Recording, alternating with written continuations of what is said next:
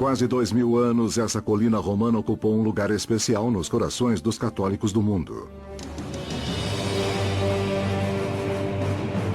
Esse é o Vaticano. Todos os anos, milhões de pessoas migram para suas capelas e museus.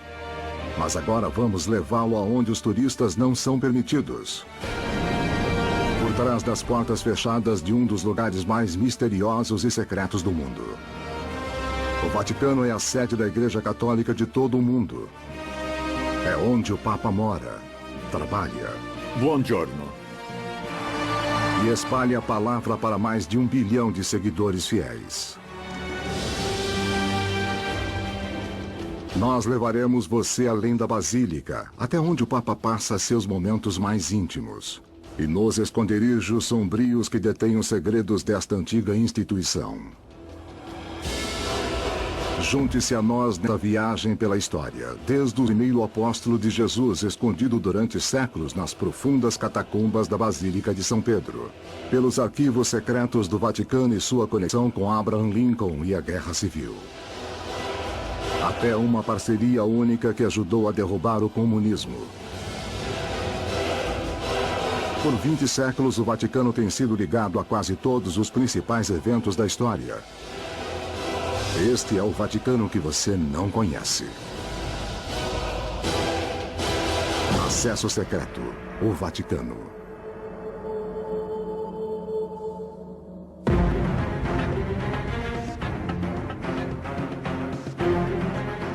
Domingo na cidade do Vaticano, o centro espiritual dos católicos no mundo. Hoje não é um dia qualquer na Cidade Santa. O local está sendo preparado. A segurança está sendo reforçada. E o Papa falará à multidão de fiéis na Praça de São Pedro. Enquanto os olhos de seus seguidores se preparam para mirar a janela do quarto do Palácio Apostólico, Sua Santidade Papa Bento XVI está ao lado de uma janela bem diferente, a 10 metros do chão. O Santo Papa está voltando de uma viagem ao exterior e nossas câmeras acompanham o passeio. Apesar do Papa viajar em grande estilo, ele não tem seu próprio avião, Alitalia. É um avião fretado italiano com algumas poltronas removidas para dar um merecido espaço às pernas do Papa. E aquelas portas de segurança impenetráveis do cockpit, elas abrem para o Papa? Tá bem, muito obrigado. Bom retorno. Faça uma boa viagem para casa. Além disso, a segurança é uma preocupação menor quando se tem 2 caças o escoltando para casa.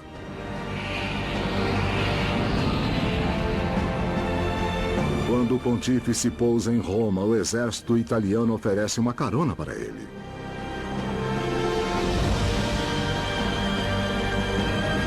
Fazendo-o voar sobre o tráfico romano até seu lar no Vaticano.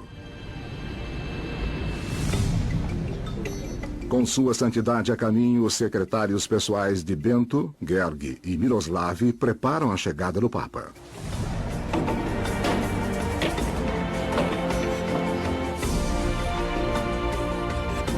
E enquanto a multidão aguarda ansiosamente a visão do Santo Papa, nós o levamos dentro do seu escritório particular enquanto ele se prepara para sua mensagem semanal de domingo, enviada do 4º andar acima da Praça de São Pedro.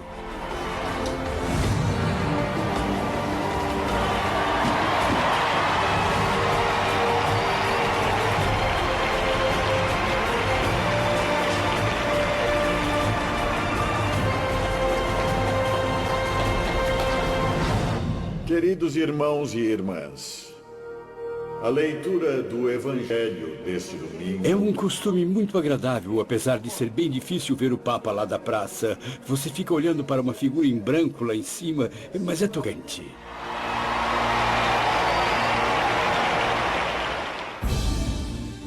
Apesar de ser o rosto público do Papa que traz multidões ao Vaticano, é o privado que chama ainda mais atenção. Com pouco mais de 100 acres, 8 cidades do Vaticano poderiam caber dentro do Central Park de Nova York. E apesar de ser o menor país do mundo, atrás de suas paredes existem os segredos mais bem guardados da história. e os mais cobiçados que são mantidos nos arquivos secretos do Vaticano. Durante séculos, os cofres secretos do Vaticano têm sido alvo de especulações e teorias de conspiração. Alguns pensam que eles guardam artefatos valiosos roubados de Jerusalém durante as cruzadas. Outros afirmam que eles contêm documentos indicando que o Vaticano apoiava os nazistas. O Código da Vinci. E o famoso romancista Dan Brown especulou que os arquivos possam guardar uma prova de que Jesus Cristo foi de fato o pai de uma criança.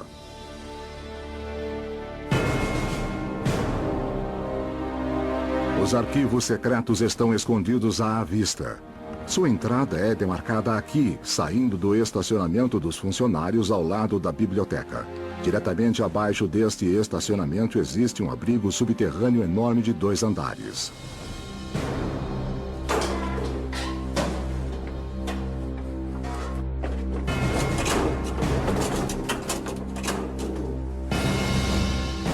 Só os arquivistas podem ficar dentro dos cofres dos arquivos.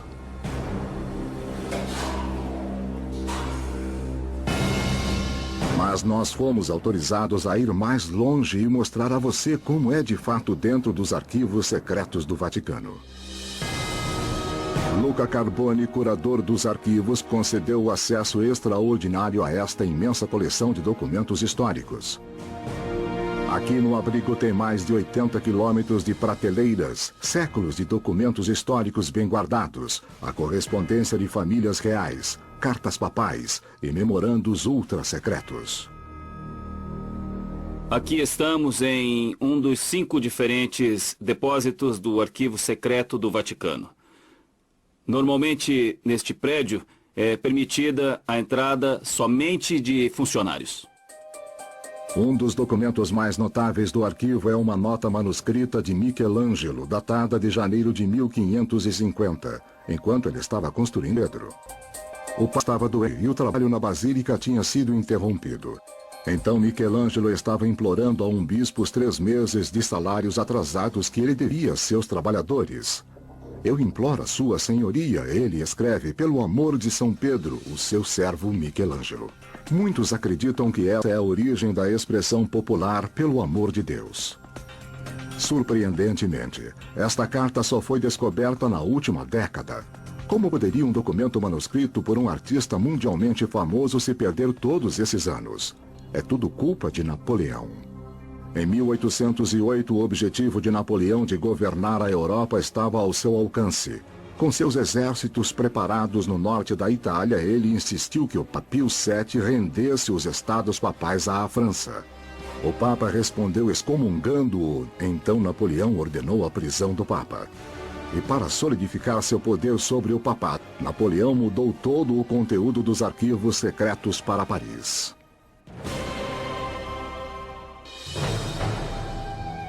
O Papa e os arquivos secretos permaneceram presos por quase 5 anos. Quando o Império de Napoleão caiu em 1815, Pio VII foi libertado. Mas o custo do transporte de todo o arquivo de volta a Roma teria sido enorme. Então o cardeal encarregado de recuperar os registros queimou alguns dos documentos. Milhares de outros foram vendidos a lojistas de Paris que usaram para embrulhar pão e peixe. Então não é de se admirar que, ainda hoje, os arquivistas estejam encontrando documentos perdidos. Nós ainda estamos arrumando e organizando os arquivos. E então eu acho que ainda há muitos documentos para descobrir. Mas quais são? Isso eu não sei. Nossas câmeras tiveram acesso especial a uma série de cartas privadas encontradas nos arquivos. As cartas oferecem uma visão incrível da relação do Vaticano com os Estados Unidos, como esta carta raramente vista da Guerra Civil. A correspondência é tão frágil que deve ser manuseada com luvas brancas. Esta carta é a carta do presidente dos Estados Unidos da América, Abraham Lincoln, ao Papa. Ela data de 1863. Essa carta é uma carta formal, burocrática, na qual Lincoln apresenta ao Papa o seu enviado especial.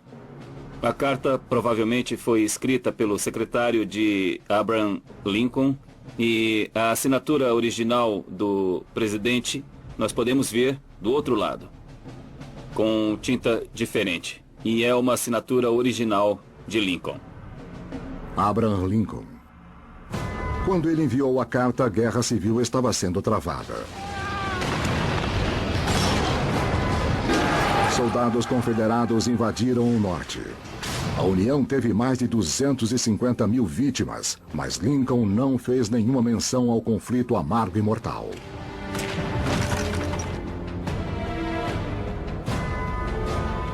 E no mesmo ano, em 1863, o Papa recebeu outra carta do rival de Lincoln.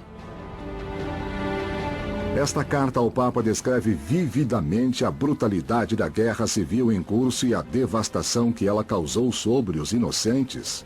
Seu autor, Jefferson Davis, presidente dos Estados Confederados da América.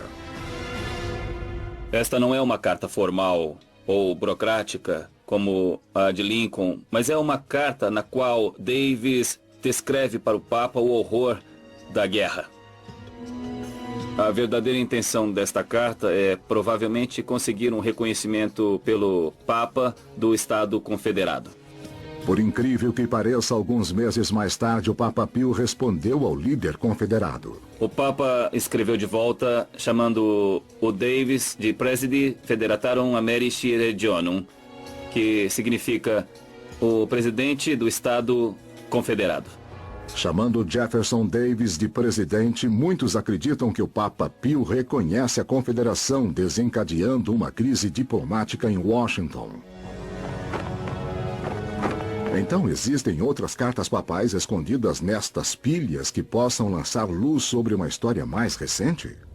Talvez, mas se houver, ninguém pode vê-las ainda. As cartas e os arquivos de João Paulo II não estão disponíveis para consulta. Os documentos pessoais do Papa João Paulo II, que morreu em 2005, estarão trancados até 2080, atrás dessas grades de aço.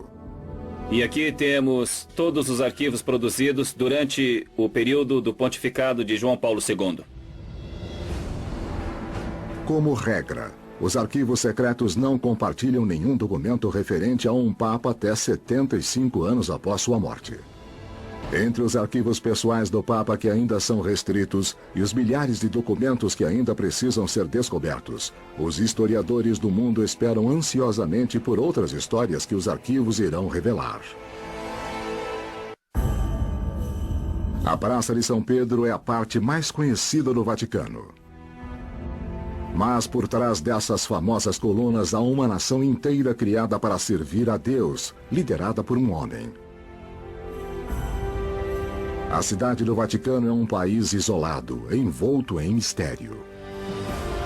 Enquanto suas praças e museus estão abertos ao público, a maior parte do país é proibida aos visitantes. É o lar do Papa e do governo que ele lidera, a Santa Sé. Como líder, seu poder é absoluto, afinal de contas, conforme a doutrina católica, direto de Deus. A joia da rua do Vaticano é a Basílica de São Pedro. A nave abrange 5 acres e uma área maior que um porta-aviões.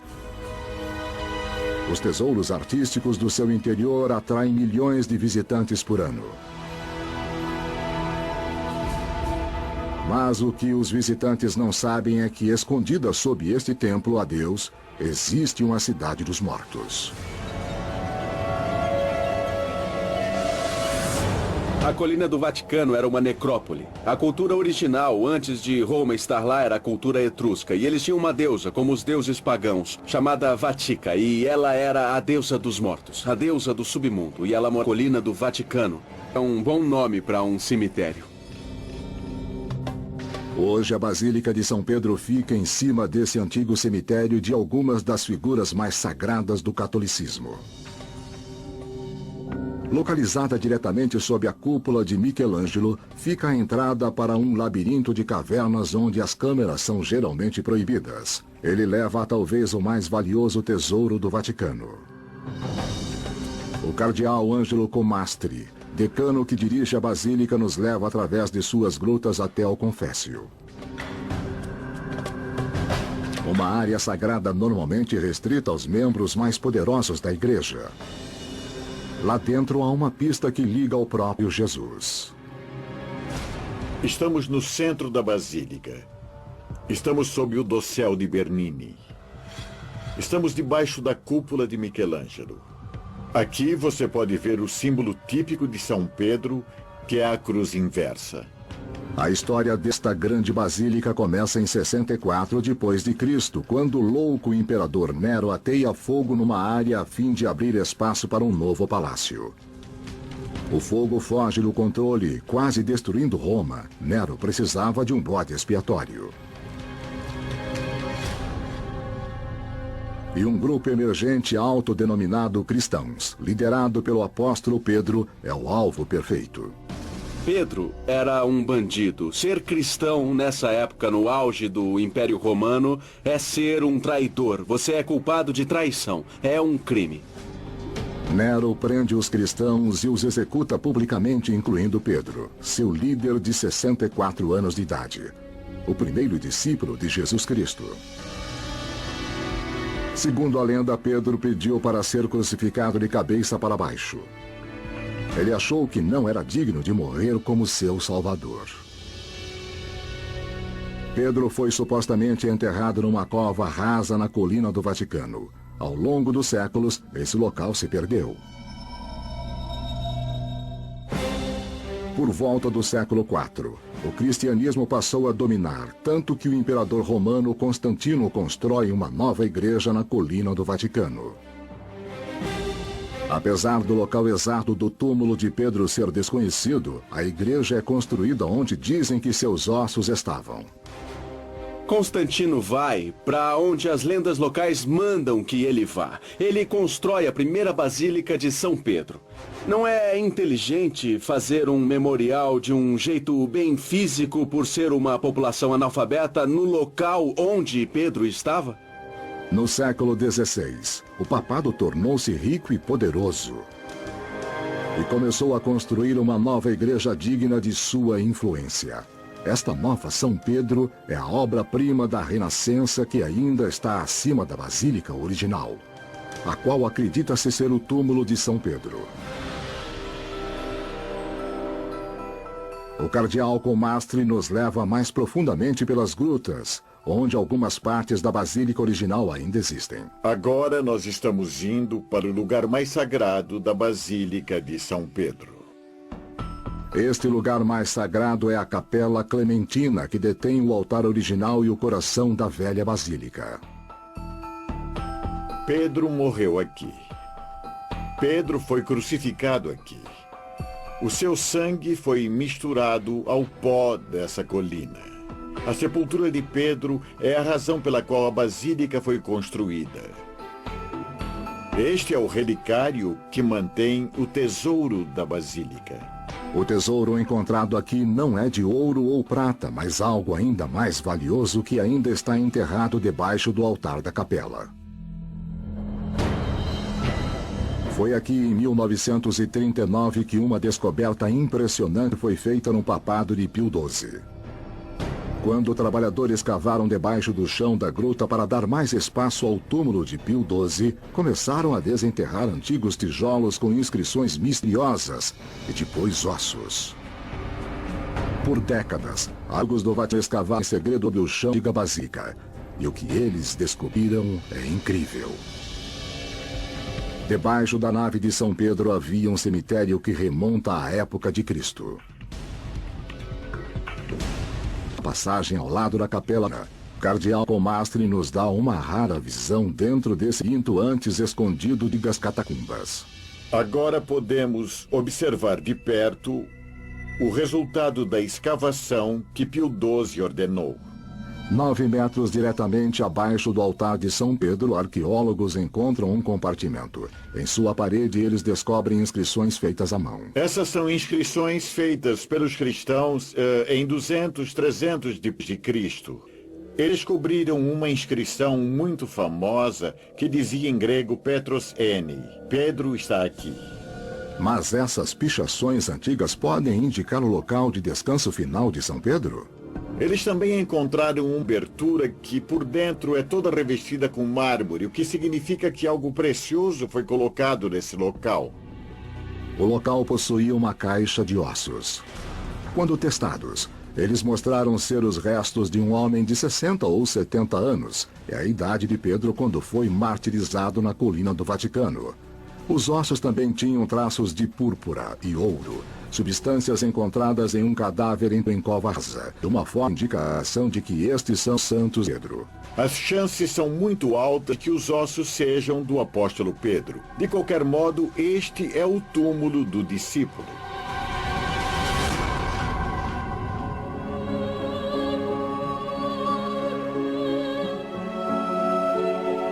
Depois de visitar o local do enterro do primeiro Papa de São Pedro, o cardeal nos leva ao lugar de descanso do último Santo Papa, João Paulo II.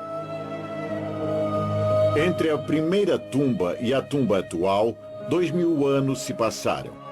Em 2000 anos de história da igreja, quantas tempestades, quantas brigas, quantas perseguições, quantas pessoas pensaram que a igreja ia acabar. E a igreja continua.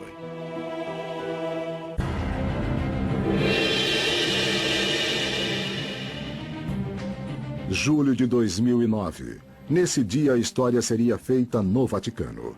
O Papa Bento XVI espera um convidado muito importante. Com apenas 6 meses no cargo, o presidente americano Barack Obama tinha história para contar. Uma economia em crise, um grande debate sobre o sistema de saúde e ainda assim ele foi até lá se encontrar com o Papa.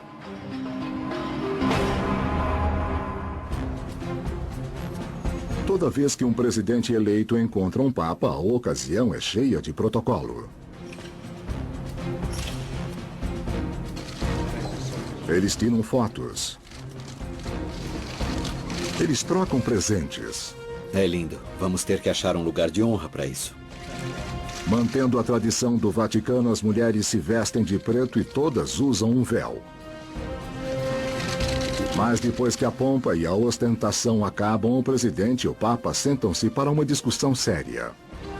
O que eu quero explicar... Por que os presidentes se sentem compelidos a se reunir com os papas? Afinal, os Estados Unidos não possuem diplomacia de alto nível com qualquer outra religião. Esta relação é muito importante porque reúne o líder do mundo livre juntamente com um dos líderes religiosos centrais da civilização ocidental. Tivemos a rara chance de entrevistar o embaixador americano Miguel Dias, o homem responsável por continuar o diálogo do presidente Obama com o Papa. Nós não nos relacionamos com a Santa Sé do ponto de vista religioso. O foco está na política externa.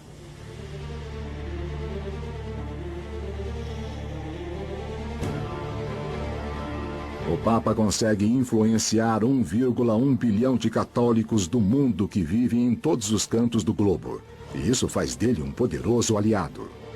A influência da Santa Sé em todo o mundo é muito profunda. Nós realmente temos que pensar sobre a presença dos católicos em todo o planeta. As vantagens de ter o Papa ao seu lado podem parecer óbvias agora. Mas não foi sempre assim.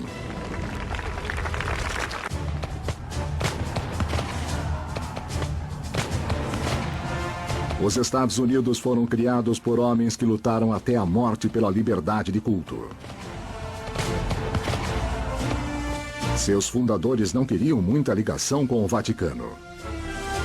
A Igreja Católica era vista como uma instituição repressiva, anti-iluminista. Ainda havia esta suspeita de que o Papa representasse uma conspiração mundial que acabaria com a liberdade que os novos americanos lutaram tanto tempo para conseguir.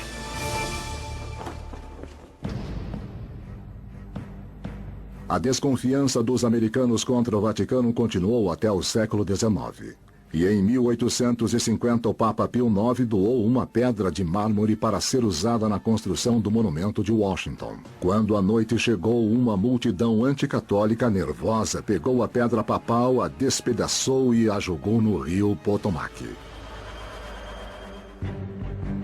Ao longo dos anos, a Casa Branca manteve distância do Vaticano, suspeitando do poder do Papa.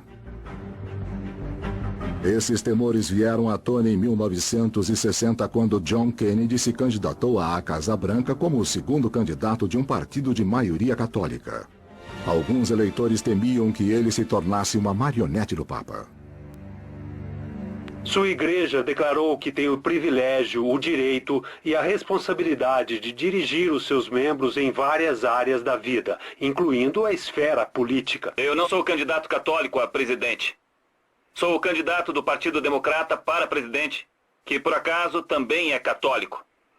Eu não falo pela minha igreja sobre assuntos públicos, e a igreja não fala por mim. E nenhum poder ou ameaça de punição poderia me fazer decidir o contrário disso. Pela primeira vez em 40 anos nas eleições, Kennedy supera Nixon nas pesquisas. 8 meses depois, Camelot vai ao Vaticano. Quando ele chega em Roma, Kennedy recebe uma recepção entusiasmada.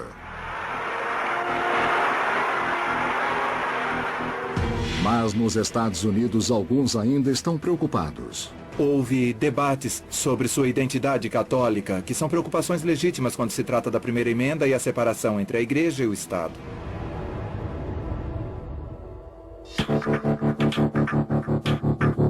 Kennedy sabe que os olhos do país estão nele. Quando encontra o Papa, ele não beija o anel papal, como é de costume. Em vez disso, Kennedy oferece sua mão. Os americanos entendem a mensagem. Ele não colocaria sua religião à frente de seu país.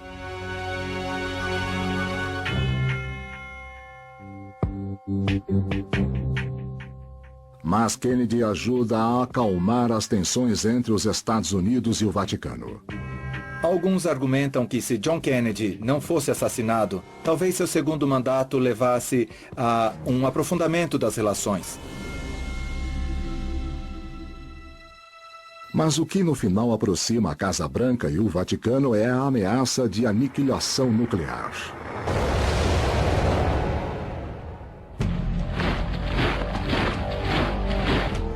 Enquanto a Guerra Fria entre os Estados Unidos e a União Soviética força superpotências à beira da Terceira Guerra Mundial, o Vaticano prova que pode ser de valor estratégico para os Estados Unidos.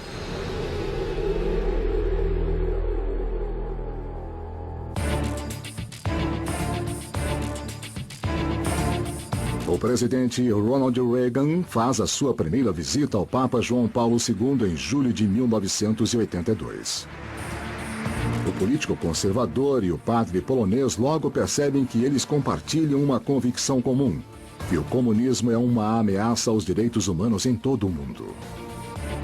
Muitos historiadores veem essas duas pessoas se unindo como resultado de um propósito comum. E claramente, na queda do comunismo e na queda do Muro de Berlim, houve muita concordância por parte dessas duas pessoas.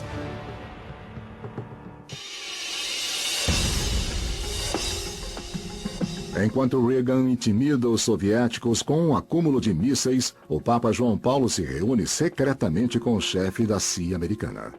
Os soviéticos respondem usando padres da Europa Oriental para se infiltrar no Vaticano e espionar o Papa.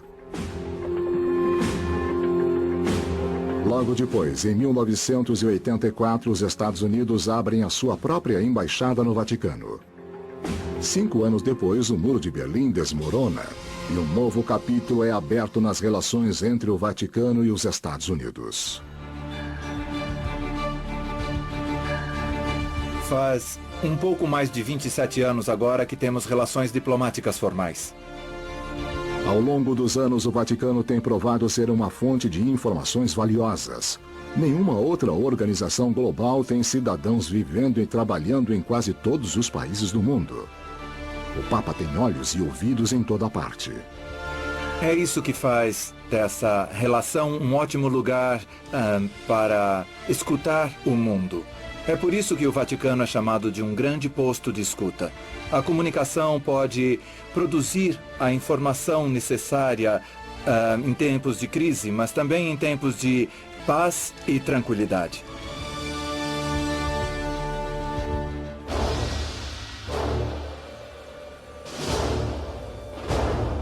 Para agentes de inteligência americanos, este posto de escuta tornou-se um recurso muito importante. E mais uma vez, os Estados Unidos e o Vaticano se veem diante de um inimigo comum. Em 2008, Osama Bin Laden emite uma ameaça de morte contra o Papa Bento XVI. Fizeram esses desenhos que incitam uma nova cruzada, onde o Papa do Vaticano teve uma grande participação. Ironicamente, com todos os medos antigos do presidente Kennedy ser leal aos católicos, é um líder metodista que fica mais perto do Papa. George W. Bush se reuniu várias vezes, tanto com João Paulo II, antes de sua morte, como com o Papa recém-eleito, Bento XVI. Eles eram homens de duas igrejas muito distintas, duas denominações diferentes, mas compartilharam essa visão cristã comum e o compromisso com o que viam como valor universal, formando esse tipo de força conjunta contra o Islã radical numa época de terrorismo. Esta foi uma aliança fundamental. Em 16 de abril de 2008, o presidente Bush oferece de fato uma festa de aniversário para o Papa Bento XVI nos jardins da Casa Branca. George Bush foi realmente impressionante e foi uma visita fabulosa. Eu nunca vou esquecer. Muitos papas não tiveram uma festa de aniversário na Casa Branca. Acho que isso se resume a um. É uma cena que nossos pastores fundadores nunca poderiam ter imaginado e uma prova de quão longe a relação entre os Estados Unidos e o Vaticano chegou.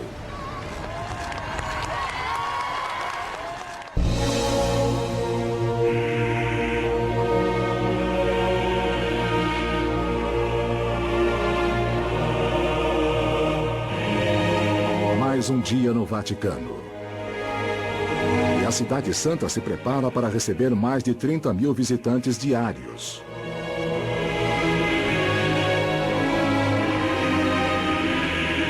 Mas enquanto a Praça de São Pedro começa a se encher de turistas, lá no alto os funcionários pessoais do Papa ajudam-no a preparar-se para o mais sagrado dos rituais.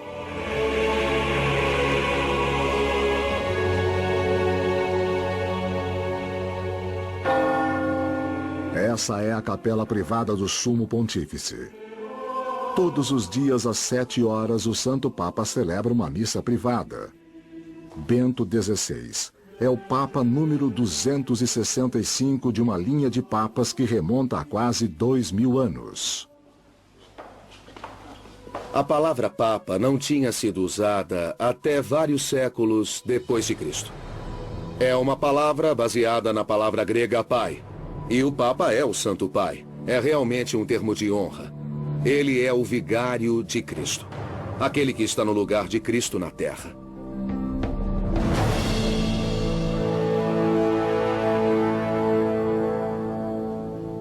O Papa é também o chefe de Estado do governo da Igreja Mundial, conhecida como a Santa Sé. A Santa Sé é dirigida por cardeais, homens escolhidos a dedo pelo Papa.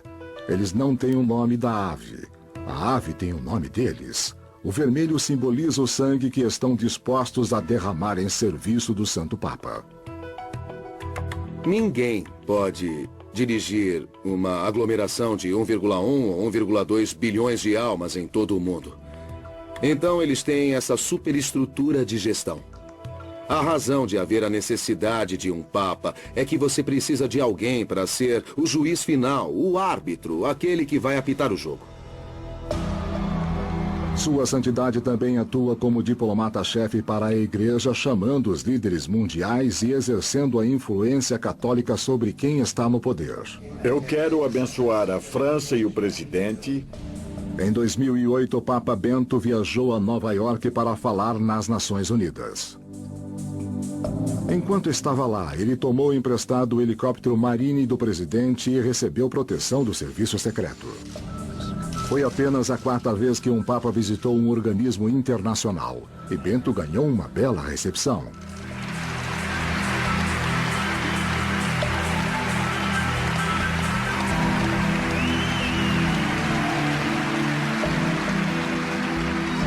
O pontífice também espalha o evangelho aos 1,1 bilhão de católicos do mundo. E onde quer que vá, os fiéis se reúnem para vê-lo.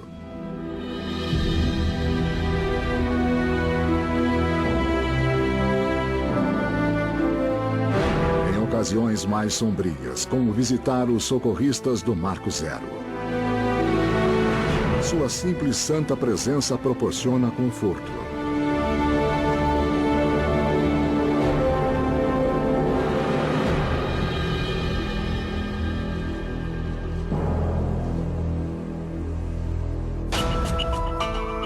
Mas a maioria do tempo o Papa gasta no Vaticano, no apartamento papal, uma suíte de 10 salas no alto do Palácio Apostólico, com vista para a Praça de São Pedro.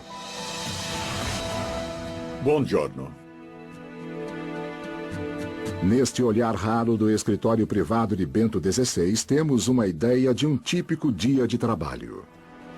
Ele é auxiliado a todo momento por 2 secretários pessoais, monsenhores Miroslav Morsek e Georg Ganswen. Ou como o próprio Vaticano resolveu chamá-lo, incrível, George. Mesmo para um Papa moderno, a tradição exige uma abordagem clássica. Ao redigir cartas papais e decretos, Bento não tem necessidade de um computador. As suas comunicações são escritas à mão com um tinteiro e uma caneta tinteiro. A poucos passos do escritório do Papa fica sua sala de estar. Em sua sala de jantar privada, muitas vezes ele acolhe cardeais e outros convidados para jantares íntimos. É muito relaxante. É claro que você vai de batina e costuma beijar o anel do Papa. Mas aí ele convida todo mundo a parar um instante e faz uma oração. Em nome do Pai, do Filho e do Espírito Santo. Amém. Pai nosso que estás no céu... Então nos sentamos e nos servimos da comida, que é simples, mas boa. Fiquem à vontade, irmãos. Essa comida é preparada por 2 cozinheiras pessoais do Papa.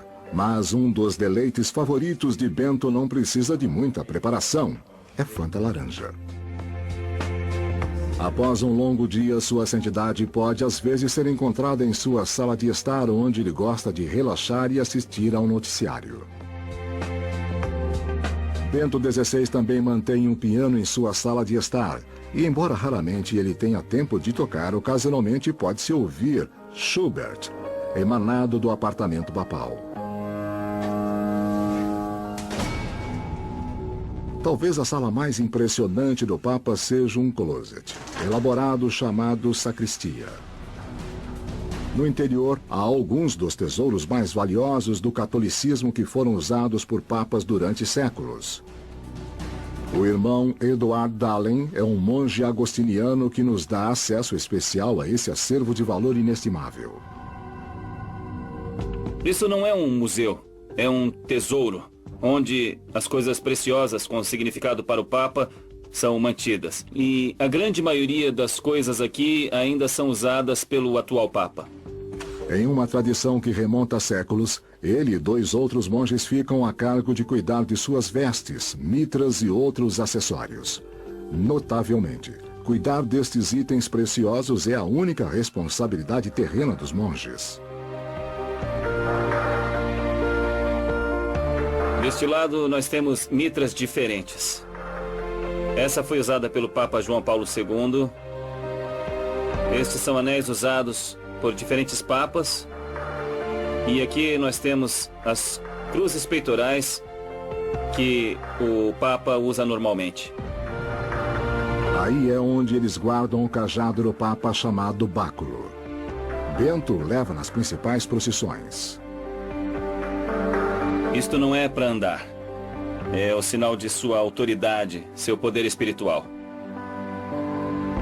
Algumas destas portas do closet não são de armários. São passagens secretas que levam a salas que possuem alguns dos itens mais valiosos da coleção. Este é o material que os papas têm coletado durante séculos. A maioria dos tesouros do Vaticano é do Renascimento, o auge do poder da Igreja e de sua corrupção. O papado se torna um joguete dessas grandes famílias por toda a Itália.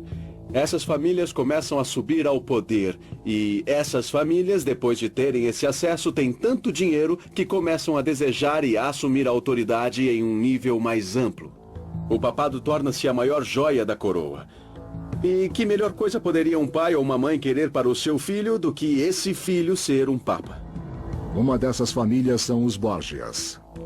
Em 1492, o cardeal Rodrigo Borgia tornou-se o Papa Alexandre VI, quando mulas carregadas com prata da família são usadas para subornar os cardeais na eleição. Depois de virar Papa, ele envenena seus cardeais rivais e aí aceita subornos para preencher os seus lugares.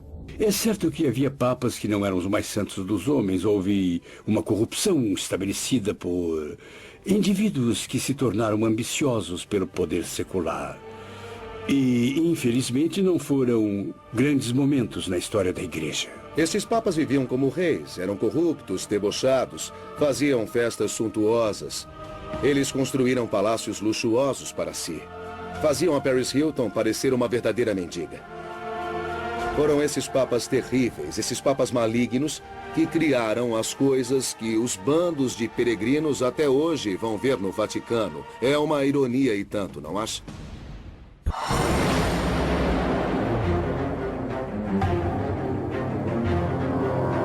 Bem escondido no Vaticano existe um quarto,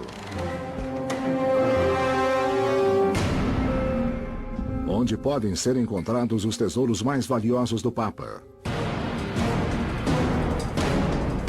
As prateleiras da sacristia papal estão cheias de artefatos preciosos de prata e ouro, presentes de valor inestimável de monarcas europeus de séculos de existência. E esta é apenas uma fração da riqueza da igreja.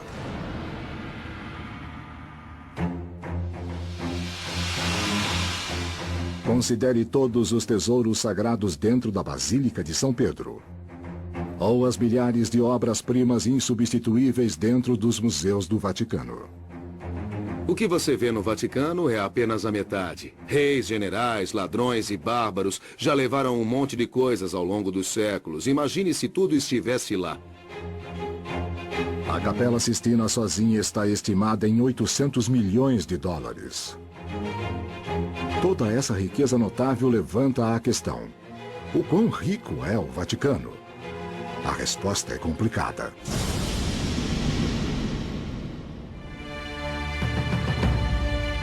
As pessoas vão ao Vaticano e pensam, esses caras são ricos. É, mas uma grande parte deste material é arte sacra. Você não pode arrancar um afresco de um lugar no Vaticano e vendê-lo.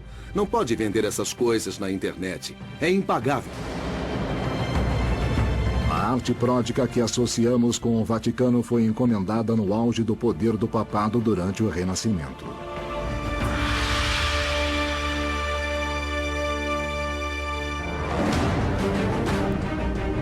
No século XVI, o Papa é mais como um rei, reinando sobre um vasto território conhecido como os Estados Papais. Ele é o maior latifundiário da Itália. E isso vai mexer com a autoridade espiritual do papado ao misturá-la com a autoridade terrena.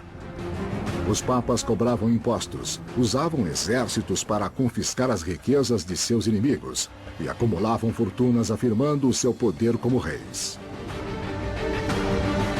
Mas a riqueza que acumulam lhes permite criarem os monumentos mais queridos do Vaticano. A Basílica de São Pedro, o teto da Capela Sistina, as estâncias de Rafael, mesmo o Palácio Apostólico, todos são criados no século XVI por estes papas ricos.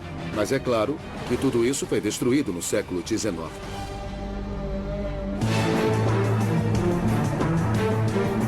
Em 1870, o Império do Papa desaba. O rei Vítor Emanuel marcha em toda a Itália e consegue unir todos os seus territórios sob o mesmo comando.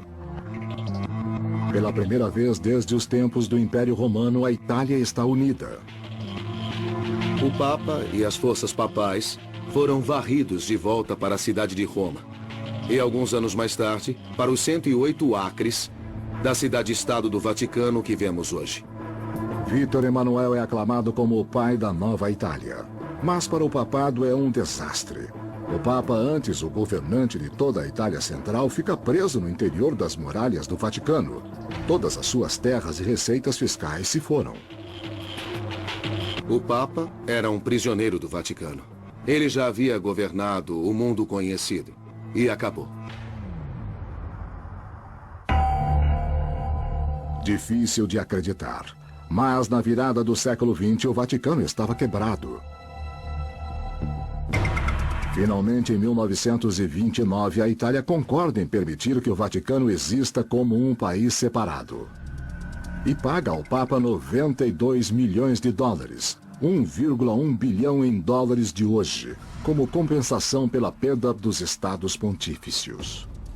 Usando esse dinheiro e as doações dos católicos em todo o mundo, o Vaticano começa mais uma vez a preencher sua tesouraria.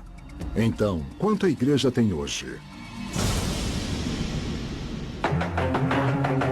Muitas dessas respostas podem ser encontradas dentro deste imponente edifício de 4 andares.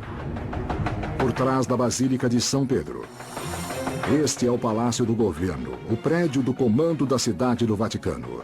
Suas portas maciças da frente raramente abrem a qualquer um que não seja oficialmente empregado pela cidade do Vaticano.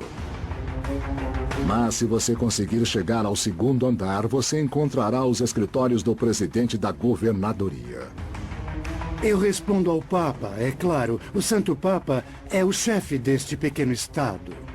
O Vaticano pode ser liderado pelo Papa, mas o cardeal Giovanni Laiotto executa todas as operações diárias da cidade e estado do Vaticano, incluindo suas finanças. Nós somos responsáveis por tudo que diz respeito à vida normal de uma pequena cidade que também é um estado. Somos responsáveis pela segurança, cuidamos da ordem do estado, cuidamos também do tráfego, somos responsáveis pelos museus. E, no entanto, de acordo com números do orçamento do cardeal, a cidade do Vaticano não ganha muito dinheiro. Nossa renda é gerada pelos bilhetes de entrada dos museus do Vaticano, por 2 pequenas lojas que temos para nossos funcionários e pela venda de selos e moedas de euro. É só isso. Não há sequer um imposto de renda. Sem impostos. O Estado do Vaticano é o mais feliz estado do mundo, deste ponto de vista.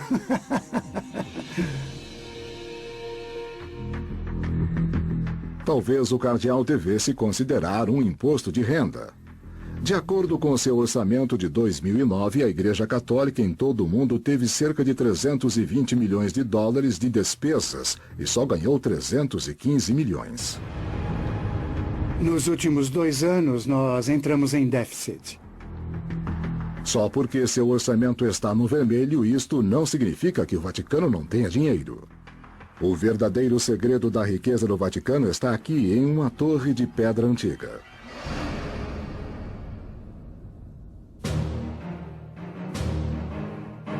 É a sede de uma das instituições financeiras mais secretas do mundo, o Instituto de Obras Religiosas, mais conhecido como Banco do Vaticano. O Banco do Vaticano é uma espécie de entidade separada que gerencia fundos para ordens religiosas, para padres e coisas assim em todo o mundo. Os depositantes do banco são os funcionários do Vaticano e agências, assim como outras organizações católicas.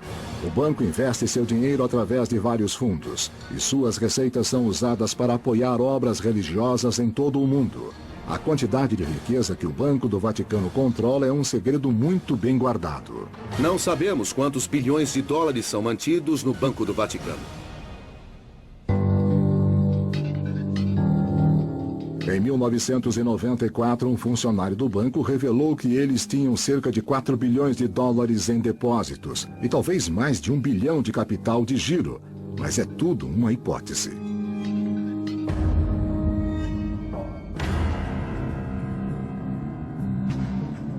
O que sabemos é que a igreja e suas dioceses locais estão entre os maiores latifundiários do mundo.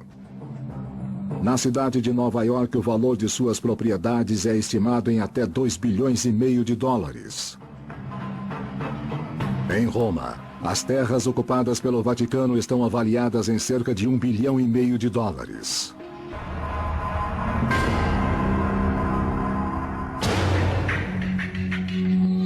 Mas o Vaticano não tem a intenção de vender todas as igrejas católicas do mundo, e eles não podem ganhar dinheiro com toda a arte sacra em suas basílicas e museus. As pessoas dizem que eles deviam vender todas essas coisas, pegar o dinheiro e doar aos pobres. É uma boa ideia, mas as grandes obras de arte do Vaticano são também herança e patrimônio cultural da Itália. O Papa se vê como o protetor de todo esse legado.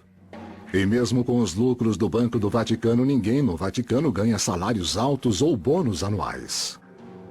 Não é uma máquina de fazer dinheiro. Tudo que entra é gasto para apoiar a missão do Papa, que vai para a caridade. No final das contas, o Vaticano mede sua própria riqueza não em dinheiro, mas nas almas.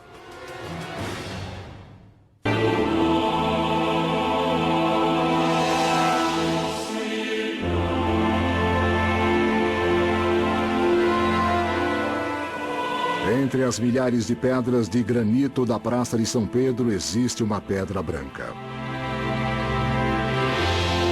Ela marca o lugar de um dos maiores fracassos de segurança na história do Vaticano. Às 5h15 da tarde, tiros foram dados.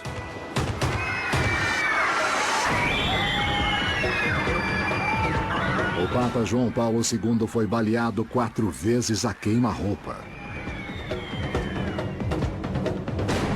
Em um hospital próximo, os médicos operam por 5 horas. O atirador é um turco de 23 anos chamado Mehmet Ali Aka, um atirador treinado que havia escapado de uma prisão turca enquanto cumpria uma pena por assassinato.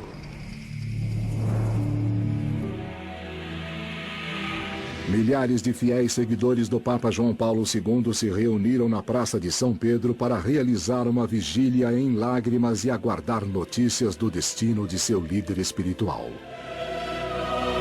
Parecia o fim do mundo, se ele viveria ou não. Foi um momento muito difícil.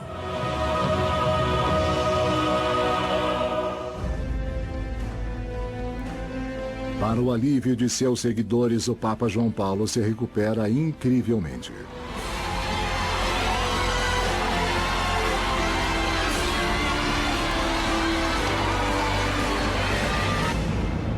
Mas para os homens que protegem o Papa, nada mais será o mesmo de novo. O tiroteio no Vaticano força reformas drásticas na segurança.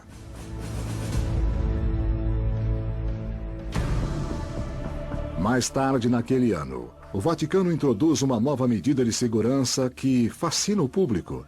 É o chamado Papa Móvel.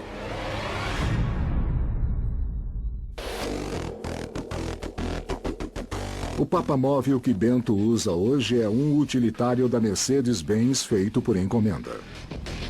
Ele protege o Papa com um vidro duplo à prova de balas. E apesar de suas janelas poderem abrir, o Papa é pressionado para deixá-las fechadas. É equipado com uma blindagem de 5 centímetros de espessura e um carro à prova de explosão. O vidro à prova de balas é projetado para segurar tiros de rifle de alta potência.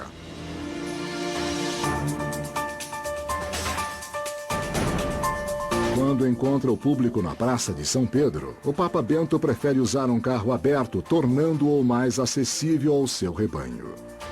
Ele também deixa seus seguranças nervosos.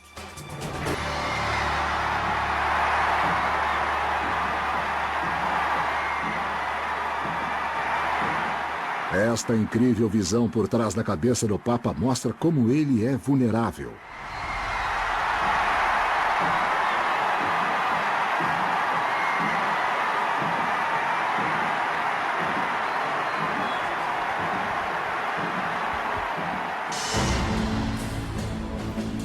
O homem mais responsável por sua segurança é o Dr. Domenico Gianni, diretor do Gendarme Vaticano.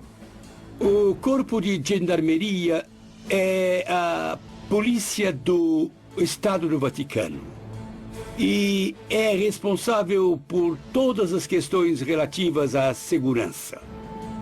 Membros da Gendarme sempre mantêm um olhar atento, porque, acredite ou não, se for medida em relação à sua pequena população, a cidade do Vaticano tem a maior taxa de criminalidade do mundo. Isso porque os milhões de turistas que passam por São Pedro e pelo Museu do Vaticano todo ano são um alvo tentador para ladrões. Mas a principal preocupação do Gendarme é garantir a segurança do Santo Papa. Na noite de Natal de 2009, uma mulher suíça de 25 anos de idade pulou as barreiras dentro de São Pedro.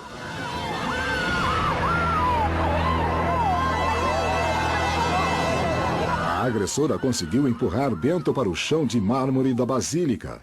Mas graças à sua equipe de segurança, o Papa saiu ileso. Com ataques como este e ameaças à sua vida onde quer que ele vá, o Santo Papa é acompanhado por uma equipe de segurança paisana muito parecida com o serviço secreto americano. Mas os gendarmes não são os únicos a proteger sua santidade. Os papas têm sido defendidos há séculos por uma ordem militar de elite.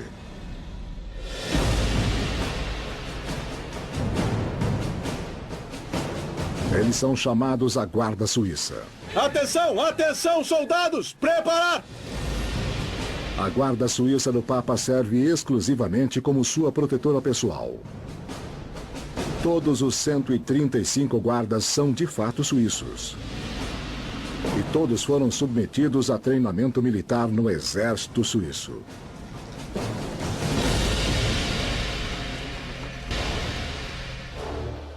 Localizado na parte mais antiga da cidade do Vaticano, o quartel da Guarda Suíça fica a poucos passos do apartamento papal, permitindo que a guarda reaja rápido para defender o Santo Papa.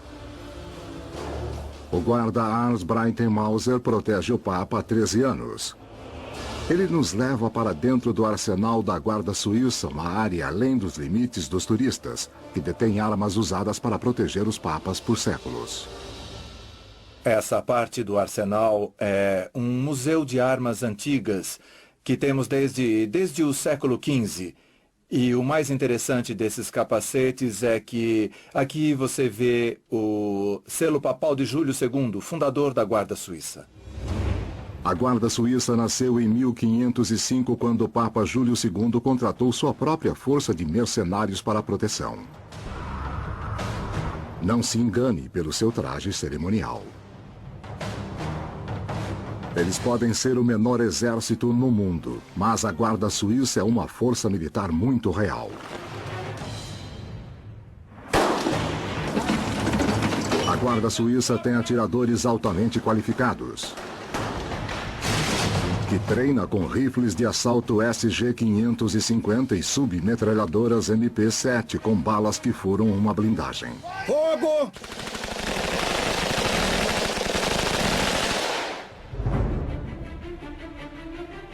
Todo ano, em 6 de maio, a Guarda mantém uma cerimônia muito especial fechada ao público em geral. É um ritual sagrado onde o Papa empossa os novos membros da Guarda Suíça. A primeira vez que eu fiquei perto do Santo Papa foi uma grande emoção. Poder saudá-lo foi incrível.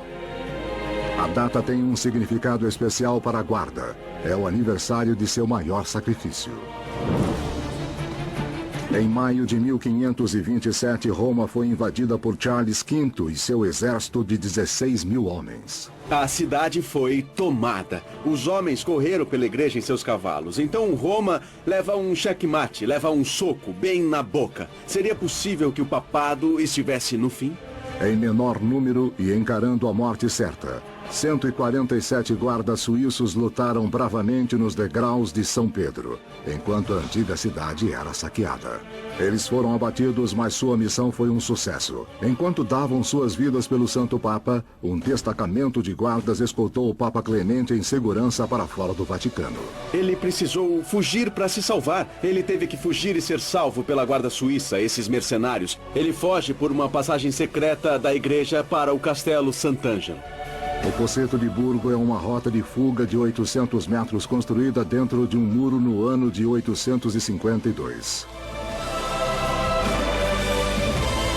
Há uma rota de fuga secreta que vai do Vaticano ao fortificado Castelo Santo Ângelo.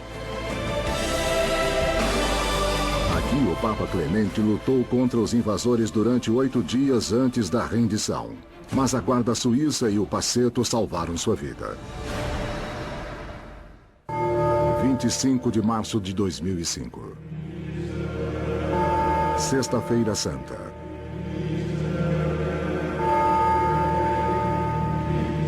A Semana Santa está chegando ao auge em Roma. O domingo de Páscoa está próximo. Mas dentro do apartamento papal, João Paulo II está morrendo.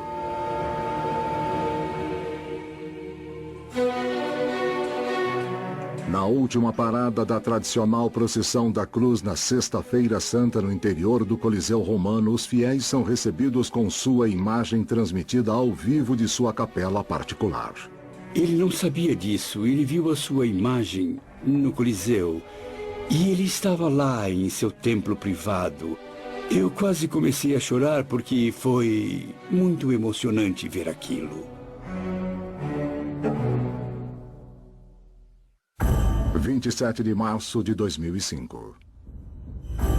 Domingo de Páscoa. Vaticano. 3 dias depois, o Papa aparece na sua janela determinado a abençoar a multidão. Por 12 minutos agonizando, ele fica na janela acenando bênçãos à distância e tentando falar.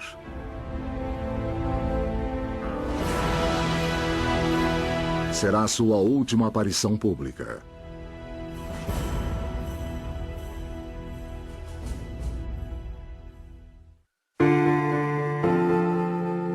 Nos próximos dias, dezenas de milhares de fiéis começam a se espremer na Praça de São Pedro em vigília.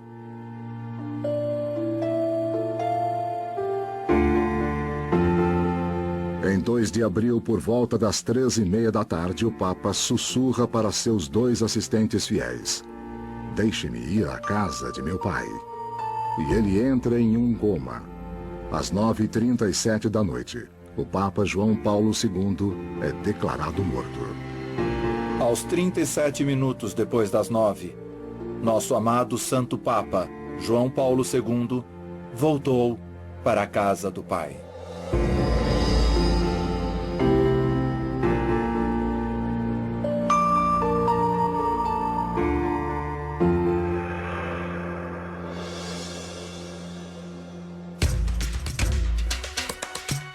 Mas até quando a igreja chora? Rituais que remontam centenas de anos são colocados em prática.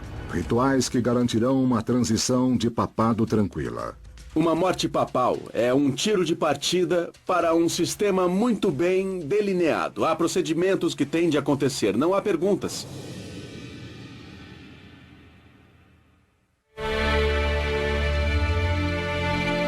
Na capela do Papa, a família papal e os cardeais oferecem suas últimas orações sobre seu corpo.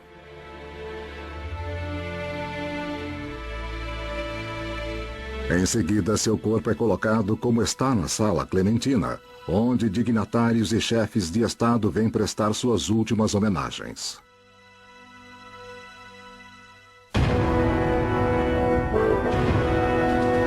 Finalmente, o corpo é movido para a Basílica de São Pedro, onde o público pode lamentar seu líder caído.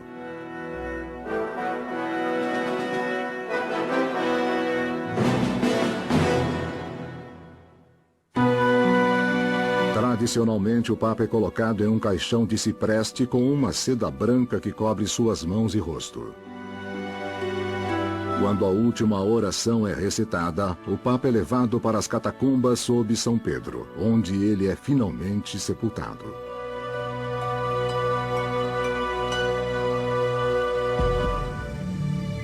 Depois que o funeral se realiza, há 9 dias de luto chamados Novendiales. Parte da razão para o recolhimento é para garantir que todos os cardeais da igreja tenham tempo de retornar a Roma. Eles devem retornar para realizar um de seus deveres mais sagrados, a eleição do próximo Sumo Pontífice.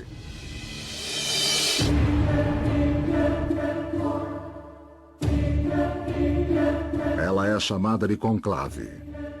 Uma tradição de 1000 anos de idade cheia de rituais que continua até hoje.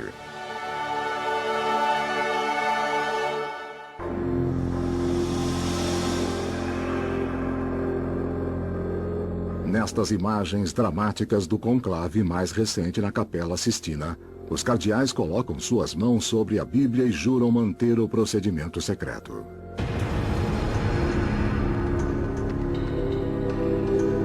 Depois que as últimas orações são ditas, o mestre de cerimônias papal pronuncia as famosas palavras. Extra homines. Latim para, literalmente, saiam todos. O termo conclave vem do latim conclave, com uma chave, sob as figuras atentas do afresco de Michelangelo, O Último Julgamento, os cardeais são trancados. No interior da capela, a votação começa imediatamente. Não há politicagem. Eles se sentam e na frente deles há um cartão. E no cartão está impresso Eligum in Summum Pontificium. Eu elejo como Sumo Pontífice. E eles escrevem um nome, disfarçando sua caligrafia. Eles dobram o papel e marcham pelo corredor da Capela Sistina, segurando o cartão para todos verem que é um voto. Os votos são contados e registrados. Se alguém tem 2/3 ou 2/3 mais 1, é isso. Acabou. Essa pessoa é o Papa. Se não, eles votam de novo. E pode haver até 4 votações em um dia. 2 de manhã e 2 à tarde. Lá fora na praça, a multidão atenta aguarda a notícia. Quando os votos são contados, eles são cerimoniosamente queimados, emitindo uma fumaça que se tornou um dos símbolos mais emblemáticos do Vaticano. Sobe uma fumaça preta se não houver eleição e branca se houver. Esta tradição popular data de apenas 200 anos e nem sempre foi previsível. A eleição de João Paulo I foi anunciada com certa confusão, porque ninguém tinha certeza sobre o que os sinais da fumaça queriam dizer no alto da Capela Sistina. E como resultado, ninguém teve certeza se havia ou não um Papa. O fogão usado no conclave de 2005 foi o resultado da tentativa determinada no Vaticano de acertar na questão da fumaça. Eles colocaram um acessório high-tech no fogão que tinha compartimentos separados para fazer a fumaça. O fogão que os cardeais usaram esta última vez no conclave era tão complicado que alguém se esqueceu de abrir a combustão. A fumaça voltou para a Capela Sistina e começou a ir até o teto e a cobrir os belos afrescos de Michelangelo, que pela primeira vez em 400 anos tinham acabado de ser restaurados. E os cardeais olharam para cima pensando, oh meu Deus, o que fizemos?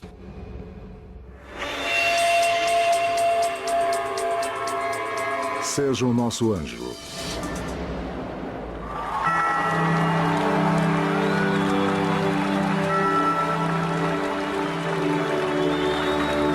Enquanto a multidão lá fora espera ansiosamente para encontrá-lo, o novo Papa se retira para uma pequena sala ao lado da capela. Aqui ele veste seus novos paramentos brancos. Não é como o presidente americano, que é eleito numa terça-feira em novembro, mas só vai assumir o cargo bem depois, no dia 20 de janeiro.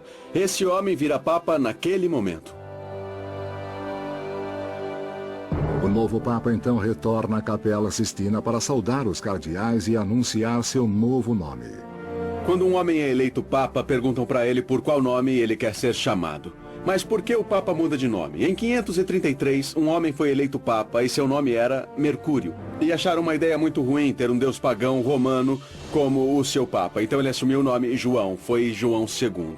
E a última vez... O cardeal de 78 anos, Joseph Ratzinger, se tornou o Papa Bento XVI. Um líder mundial e à frente de uma igreja global com mais de 1 bilhão de seguidores.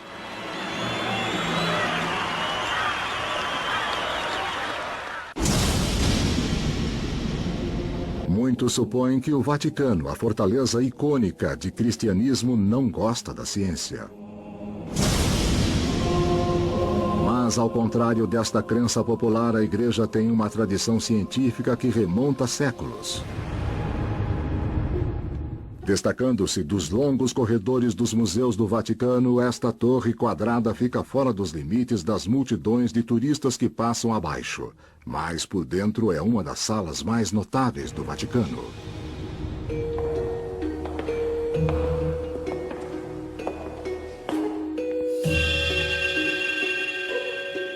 Luca Carboni, secretário-geral, Arquivos Secretos do Vaticano.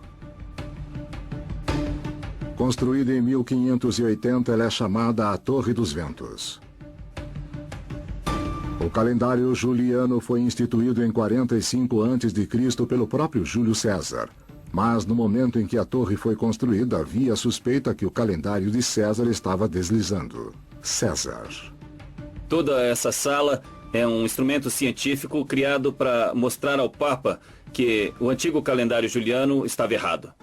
Essa sala foi concebida para verificar a exatidão do calendário, medindo a altura do Sol ao meio-dia de acordo com as estações meteorológicas. Ao meio-dia, o Sol projeta um feixe de luz perto deste meridiano. No equinócio de primavera, o raio de sol devia bater nesse símbolo embutido no chão. Mas quando esse momento chegou, o feixe estava fora, provando que o calendário estava errado. O ano solar estava menor do que se havia pensado em cerca de 11 minutos. Com o tempo, esses minutos se tornaram importantes. Você sabe, um dia por século não ia causar a eles um grande problema, exceto depois de 15 séculos se acumulando. Então o Papa Gregório XIII ordenou que 10 dias a partir de outubro de 1582 fossem completamente apagados do calendário. Ele também decretou que o ano novo deveria começar em 1º de janeiro e não no final de março como era antes. As colônias protestantes americanas demoraram para adotar o novo sistema do Papa e usaram o velho calendário nos 200 anos seguintes, comemorando o Ano Novo no final de março. Os norte-americanos foram considerados tolos, até que, por causa disso, o dia 1º de abril ficou conhecido como o Dia da Mentira. Nos séculos 17 e 18, a Igreja estava na vanguarda da descoberta científica. A maioria dos cientistas da Europa viviam em mosteiros. Se você olhar para quem de fato praticava a ciência, são nobres, são médicos e clérigos. O que é uma coleta de dados? É um trabalho clerical. Por que é chamado de trabalho clerical? Porque era feito por clérigos.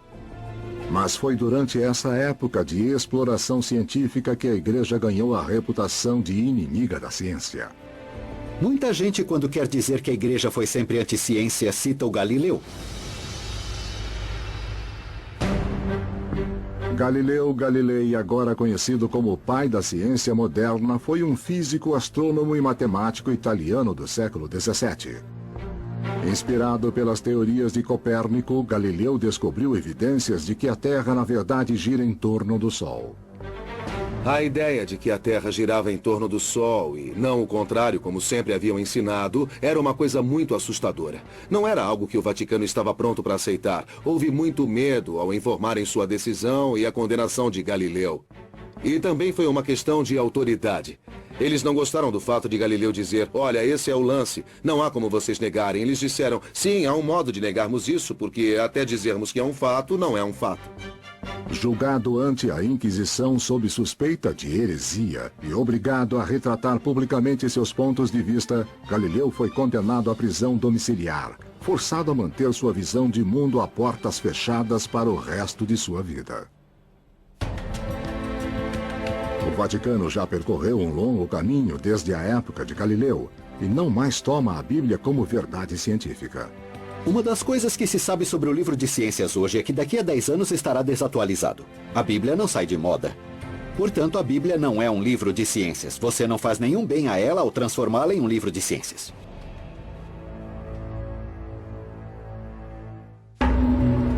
A Igreja já não considera a ciência uma ameaça aos ensinamentos da Bíblia. E quando o Vaticano olha para o céu, agora ele olha através de telescópios. Astronomia é a ciência que realmente eleva a alma humana. Até uma criança de 6 anos de idade sabe olhar para o céu e se admirar. O Papa Paulo VI tinha um grande interesse em astronomia. E quando o homem se aventurou pelos céus, é um pequeno passo para o homem e um grande salto para a humanidade. Ele foi um dos primeiros a cumprimentar os astronautas na Lua. Saudações e bênçãos para vocês, conquistadores da Lua.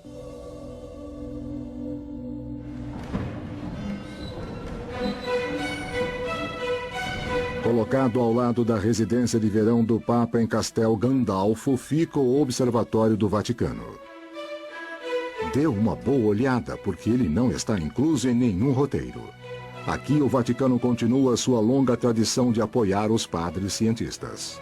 Todos estamos fazendo basicamente o tipo de ciência que a NASA e outras organizações grandes nunca pagariam. Porque ela é muito especulativa, pois leva muito tempo. E não dá para terminar o projeto no seu tempo de mandato. Nós não temos que nos preocupar com isso.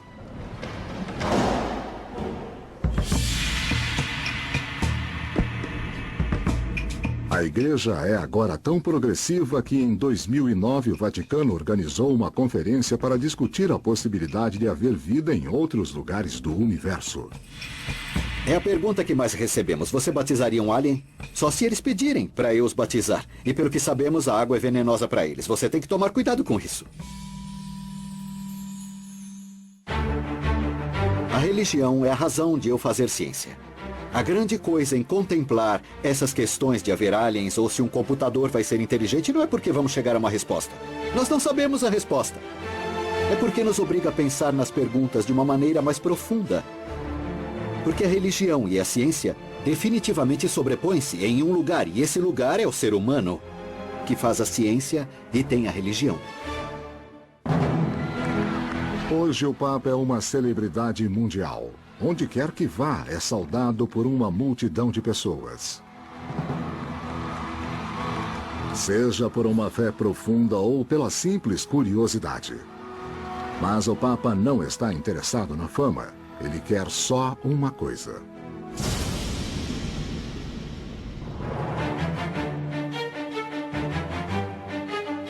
A visão do papado e da igreja é levar as pessoas à salvação. Levá-los a crer em Jesus Cristo como seu Salvador, para que sejam salvos no paraíso. Para espalhar a palavra do catolicismo, a igreja usa todas as ferramentas à sua disposição. Em uma cultura que valoriza a celebridade, o Papa torna-se uma celebridade. Isso é o que o Papa faz. Ele utiliza e se aproveita da cultura e da mídia da época para pregar o Evangelho. Na Idade Média, o Papa era um general, porque a maneira mais eficiente de espalhar o Evangelho era com exércitos. Às vezes havia conversões forçadas, ou as cruzadas. Às vezes os líderes católicos cometiam pecados terríveis em nome do Evangelho. Pessoas que, em teoria, encarnavam os valores do Evangelho. Através dos tempos, a mensagem da igreja continua a mesma, mas o Vaticano tem encontrado uma maneira menos sangrenta de espalhar o Evangelho. 12 de fevereiro de 1931. Foi uma manhã fria de fevereiro em Roma, quando a limusine papal saiu de um edifício na colina do Vaticano. Dela saiu Pio XI. O Papa Pio XI achou que seria muito importante o uso desse novo instrumento, o rádio, para poder se comunicar com as pessoas além das fronteiras da cidade do Vaticano, para além das fronteiras da Itália. Foi ele que chamou o ganhador do Prêmio Nobel de Física, Guglielmo Marconi, para vir e montar uma estação de rádio para ele. Nós esquecemos o quão importante foi Marconi em 1929. Ele foi o Bill Gates da tecnologia, foi o Graham Bell da tecnologia. Então ele recebe um telefonema do Papa Pio XI onde diz: ouvi falar de sua invenção. Eu não entendo como ela é, como essas ondas de rádio funcionam. Mas eu sei o que elas podem fazer por mim. Podem mandar a minha mensagem até os confins da Terra. Marconi trabalhou por 2 anos para estabelecer esse rádio. E este é o microfone que Pio XI usou para transmitir sua mensagem de rádio pela primeira vez. Pela primeira vez na história, os católicos de todo o mundo poderiam de fato ouvir a voz do Papa. A palavra do Evangelho. A maioria dos católicos, há 150, 200 anos, não sabiam quem era o Papa, não sabiam nem o seu nome. Dá para imaginar a emoção de ouvir a voz real do Papa. Ele foi revolucionário.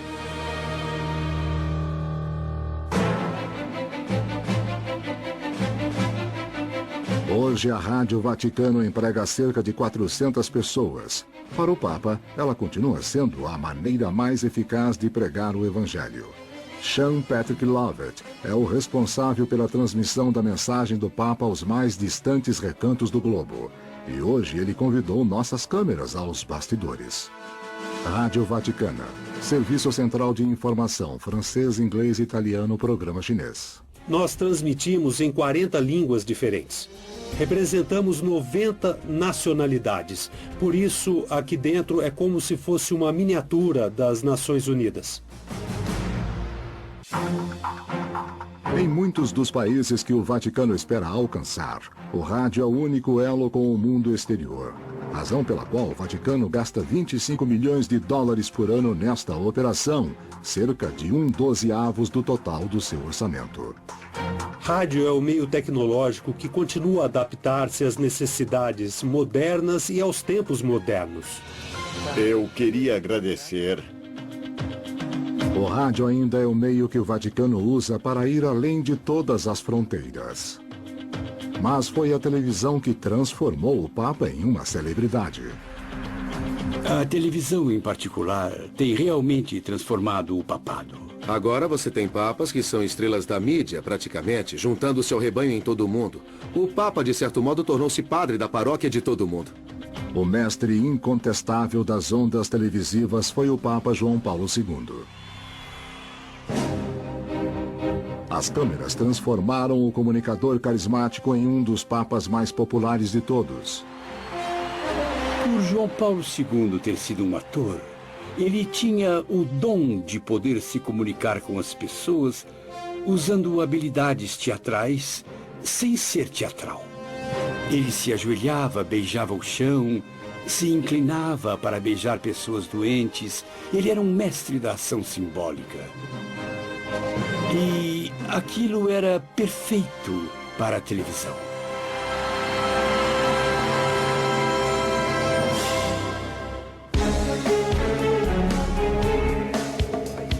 O Santo Papa.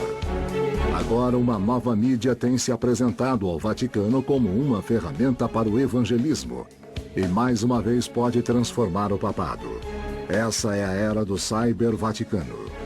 Cada Papa tem que se atualizar e pregar para o tempo em que se encontra.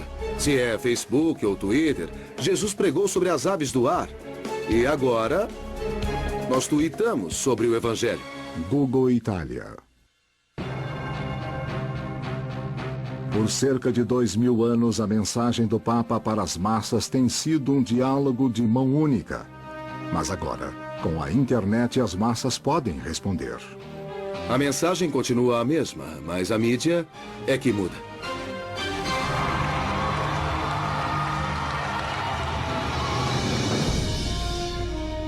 Imutável em seu propósito, mas constantemente se adaptando ao seu tempo. O Vaticano é como nenhum outro lugar na Terra. Esta é uma entidade espiritual e certamente houve mudanças ao longo dos 2000 anos. Mas a Igreja é uma constante doutrinária e moral em mutação, acompanhando a sociedade. A Igreja vive não por causa da força dos homens, ou a inteligência dos homens, não por causa da riqueza da Igreja. A Igreja vive por uma garantia divina. A única coisa que a torna especial é a dedicação fundamental para algo maior que as pessoas.